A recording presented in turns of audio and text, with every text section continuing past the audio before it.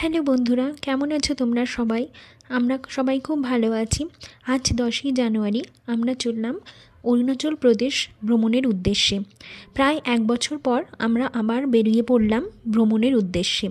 প্রথমে আমরা ট্রেনের টিকিট কেটেছিলাম, কিন্তু সেটি ওয়েটিং থাকায় তার জন্য আবার ক্যান্সেল করে বাসের টিকিট কাটতে হলো। আমরা আটিয়ানা ভলভো বাস বুক করেছিলাম সন্ধ্যে 7টায়। ধর্মতলা থেকে ছেড়েছে। এটা স্লিপার বাস ছিল। আমরা নিচের সিটই বুক করেছিলাম, লোয়ার সিট, কাপেল সিট যেটা থাকে, ডাবল সিট, আর এক সাইডে সিঙ্গেল সিট থাকে। আমরা কাপেল সিট বুক করেছিলাম। এখানে দেখো সব কিছুই রয়েছে বাসের মধ্যে। শু র্যাক রয়েছে, তারপরে তোমার বেডশিট দিয়ে দিয়েছিল, একটা বালিশ দিয়েছিল, প্লাস ব্ল্যাঙ্কেট দিয়েছিল। তো 7টায় ছেড়েছিল বাস এবং পরের দিন আমাদের 8:30টার সময় পৌঁছেছে।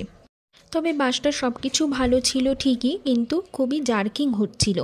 তোমরা যদি বাসে যেতে পছন্দ যারা করো না, তারা বাসে না যাওয়াই ভালো। তারপরে আমরা 8:30টার সময় বাস থেকে নেমে টোটো করে চলে এলাম শিলিগুড়ি থেকে এনজিপি আসার পর সেখান থেকে আমাদের গুয়াহাটি যাবার ট্রেন ছিল, রাজধানী এক্সপ্রেস।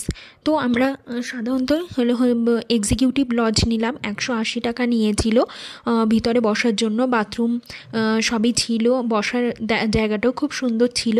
তারপরে ওখানে আমরা ওয়েট করলাম 8:30 থেকে 11:30টার সময় আমাদের ট্রেন ছিল। তারপরে আমরা রাজধানীতে উঠে পড়লাম। আমাদের 3rd ক্লাস এসি ছিল।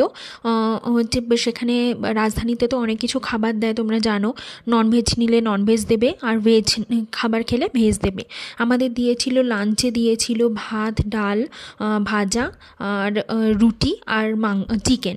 আর তারপরে সন্ধ্যাবেলা একটা স্ন্যাক্স দিয়েছিল বিভিন্ন রকমের।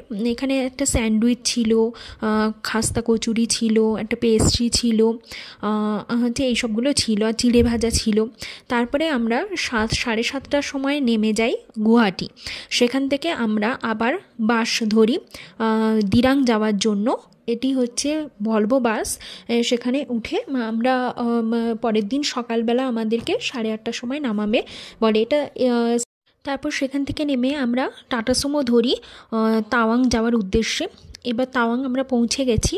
এরপরে নেক্সট পার্টটা আমরা পরের ভিডিওতে আলোচনা করব।